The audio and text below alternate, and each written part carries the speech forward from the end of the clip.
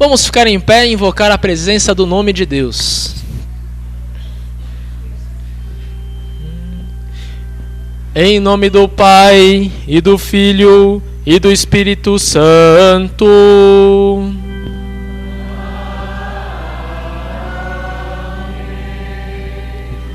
Podem sentar.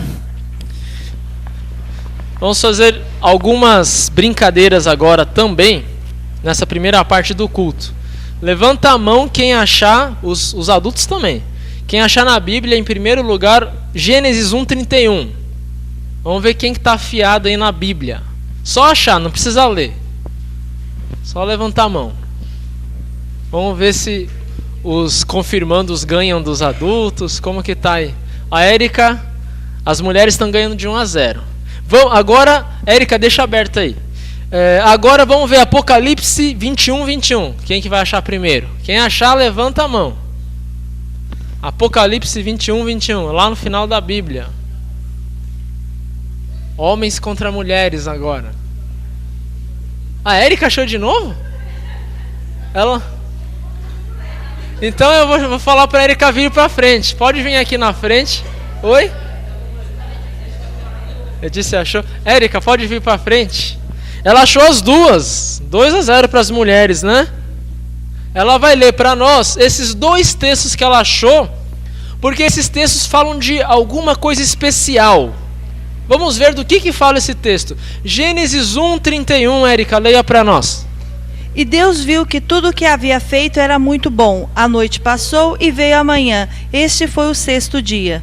Então gravem isso. Deus fez o mundo, o universo, o ser humano e disse, tudo é muito bom. E agora vamos ver o que ela achou em Apocalipse 21:21. Os 12 portões são 12 pérolas, e cada um desses portões era feito de uma só pérola. A rua principal era de ouro puro, claro como vidro. A rua era de um ouro puro. Obrigado, Érica, 2-0 para as mulheres. Nós temos ali na figura, né, anterior, Mateus, as ruas de ouro. O que significa as ruas de ouro de Apocalipse? Que coisa interessante, né? A Bíblia começa onde? Qual é a primeira coisa que nós vemos na Bíblia na criação? O homem mora onde? No jardim do Éden, no paraíso. O paraíso é um jardim. Não há ruas, apenas um jardim. Né? E lá começa a nossa história, a fase dourada da era do ser humano, onde não havia pecado, não havia dor, não havia morte, não havia nada. Era a era de ouro. Todos viviam para sempre, pelo menos era o que Deus pretendia com a humanidade. E esse lugar que Adão e Eva, eles receberam de Deus, era um lugar maravilhoso. Eles podiam comer de todas as frutas, de todas as plantas, mas só de uma única árvore eles não poderiam comer. Aí Apocalipse, veja, lá no último livro da Bíblia, termina o quê? Fala do que Apocalipse? Fala do jardim do Éden ou fala de outra coisa? Aonde que tem rua? É no jardim? É na floresta? É o que então? Essas ruas de ouro estão aonde? Oi? Estão na cidade santa. Vejam que o ser humano começa no jardim e termina na cidade. Nós podemos dizer que a Nova Jerusalém, né, é o resgate ainda aprimorado do que havia no jardim. Pois além do jardim da natureza, nessa nova cidade nós habitaremos com Deus como uma só família. Por isso a Bíblia fala em ruas de ouro. Só que nós saímos do jardim para chegar lá na cidade santa, para andar nessas ruas de ouro. Muita coisa aconteceu no meio. E aí nós saímos da parte dourada e vamos para uma próxima parte. Só que antes de sair da parte dourada, vamos para o próximo slide e vamos confessar no credo apostólico essa primeira parte, que é chamado de primeiro artigo, que fala dessa criação maravilhosa. Vamos confessar bem alto. Creio.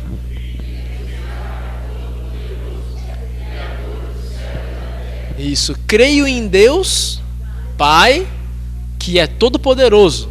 E Ele é o Criador do quê? Do céu e da terra. Ou seja, céu e terra no hebraico, era uma forma de dizer, ele é criador de todo o universo. Tá? É isso que significa Deus criou os céus e a terra. Criou tudo que existe e nada mais. Tá bom? Só que alguma coisa ruim aconteceu. A gente vai ver no próximo slide. O que para você é a rua de ouro? Qual é o sonho de vocês nessa vida agora? Cada alegria que você tem na vida é um tijolinho de ouro que você consegue ver ali na Nova Jerusalém. É uma alegria que você tem, né? O filho nasceu, é um tijolo de ouro. É algo que você diz assim, nossa, essa alegria é como se eu já estivesse saboreando o céu. Fora os filhos que vocês têm. Quais são os tijolos de ouro, os paralelepípedos de ouro que vocês têm na vida de vocês? A vida não é perfeita, mas nós temos pedaços do céu. Quais são? Quem pode me falar? Ninguém tem nada assim de alegre, de feliz na vida? É tudo ruim? A vida é ruim assim? Família, os filhos, que mais? Pelo jeito a gente tem que ir lá para a Síria passar um mês para ver se a nossa vida é tão ruim, né? Ninguém fala nada. Vamos lá para a Síria, vamos lá para o Paquistão para a gente dar valor. O que mais? Família, filhos, só isso? Isso é tudo, mas tem mais saúde, né? Quem tem saúde, né? Dá valor a quem tem saúde, a pessoa que perdeu um pouco dela, né? Então, às vezes a gente não dá valor para a saúde até perder um pouquinho dela e dizer, nossa, agora eu sei o que é perder um pouco da saúde, né? Então, saúde é algo muito importante. Que mais? O tijolo da fé, o seu Arnor falou o principal, né? O tijolo da fé é o que mantém a gente confiante em Deus. Agora, quais são os sonhos de vocês? Os tijolos que vocês ainda não têm. Quais são? O meu é ainda ter um filho, né? Uma filha. Filhos. 4, 5, 6, 7. Queria ter uma casa cheia. Japonês gosta de muitos filhos, né? De casa cheia. Igual italiano. Mas não sei se eu vou conseguir ter tantos, né? Mas Deus abençoa, né? Então, é um sonho. Vocês, quais são os sonhos de vocês? Os tijolos que vocês ainda não possuem. Ou pelo menos não pegaram com a mão. Vida eterna, a gente não conseguiu ela... Já estamos na vida eterna, mas não vivemos nas ruas de ouro ainda, né? Que mais? Ninguém tem sonho nenhum, tá? Deus, então não precisamos orar. Ninguém tem nenhum pedido mais. Se formar na faculdade, um sonho. Alguém mais tem algum sonho? Os filhos na igreja. Deus já deu um tijolo que a Daniele está lá embaixo preparando as coisas das professoras. Faltam mais 2, né? Os filhos, e se contar os netos, tem a Drica e a Dessa, graças a Deus. A Patrícia tem um tijolo pro sábado que vem, né, Patrícia? Qual é o seu tijolo?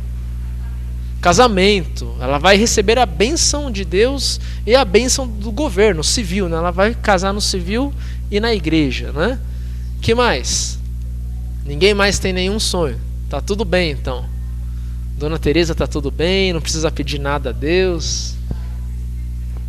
Saúde, né? Um joelho novo, né? Todos nós temos sonhos, tá? Mas muitos dos sonhos não acontecem. Por quê? Vamos para o próximo slide. O pecado estragou tudo. Você só tem sonhos incompletos porque o pecado que há no mundo estragou aquele jardim maravilhoso. No jardim maravilhoso, Adão sonhava e estava ali. Ele tinha tudo, né? Hoje não. Hoje nós temos só pedaços de sonhos. Porque o pecado estragou tudo. Né? Por exemplo, por que os filhos da dona Judite não concretizam esse sonho dela? Por causa do pecado. Sei lá de quem, mas o pecado inibe as pessoas de estarem na igreja.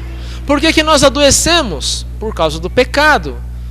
Não quer dizer que eu fiz um pecado e Deus me castigou, não. A nossa genética é contaminada pelo pecado humano. Nós nascemos com a genética ruim, por isso vamos adoecer.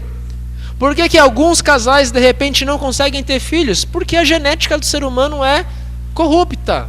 Algumas pessoas não têm a capacidade biológica de ter filhos. Não é o nosso caso, quer dizer, não sabemos, Deus queira que não, né? Mas também é um entrave. Todos os nossos sonhos que não chegam a um final feliz é por causa do pecado. Ou o nosso próprio pecado, ou o pecado de outra pessoa que puxou o nosso tapete, ou o pecado que há no mundo em geral, né? O nosso pecado nos priva quando eu tenho um sonho e também não corro atrás. É a filosofia do correr atrás. Muitos sonhos, Deus te abençoa, mas você tem que correr atrás também. Então, às vezes, a gente não alcança aquele sonho porque não correu atrás. Não adianta vir à igreja, pedir emprego novo, não sei o que, passar na FUVEST, passar de ano, se você não estudar, se você não queimar a pestana. O que é queimar a pestana? Acabou a luz, acendeu a vela, lá estudando, queima a pestana a vela. Por isso que fala queimar a pestana. Queima. Tem que queimar a pestana, tem que criar calo no bumbum de tanto que fica sentado lendo, estudando. Tem que correr atrás de muitos sonhos. Se não correr atrás, não vai ter mesmo, tá? Mas outros sonhos a gente corre atrás, a gente tenta, faz de tudo e não vem, por causa do pecado de outra pessoa, alguém que bloqueou, ou do pecado que há no mundo inteiro também. Não, às vezes não é uma pessoa, é o ser humano pecador que há no mundo. E isso faz a gente sair do jardim do Éden e ficar aqui. A gente não está nem na cidade santa e nem no jardim. Nós estamos aonde? No deserto. Nós estamos no deserto. Saímos do jardim maravilhoso porque pecamos e estamos no deserto. Vamos ver agora quem acha esse texto primeiro. Romanos 3, 9 a 23. Nós vamos ler só alguns versículos dele. Tá 2-0 para as mulheres. Sério? Ah, dona Ilse achou primeiro. Ô, seu Arnor, foi meio junto. Vou confiar no senhor, ele achou, hein? 2-1 então. Dona Ilse, lê para mim o versículo 23. Pode vir aqui na frente. Nesse capítulo, Paulo fala do pecado. Dona Ilse. Todos pecaram. Todos pecaram e estão afastados da glória de Deus. É o que a Bíblia nos ensina. Por isso, a nossa cor agora é a escuridão. Do dourado fomos para a escuridão por causa do pecado humano. O que deu errado lá no jardim?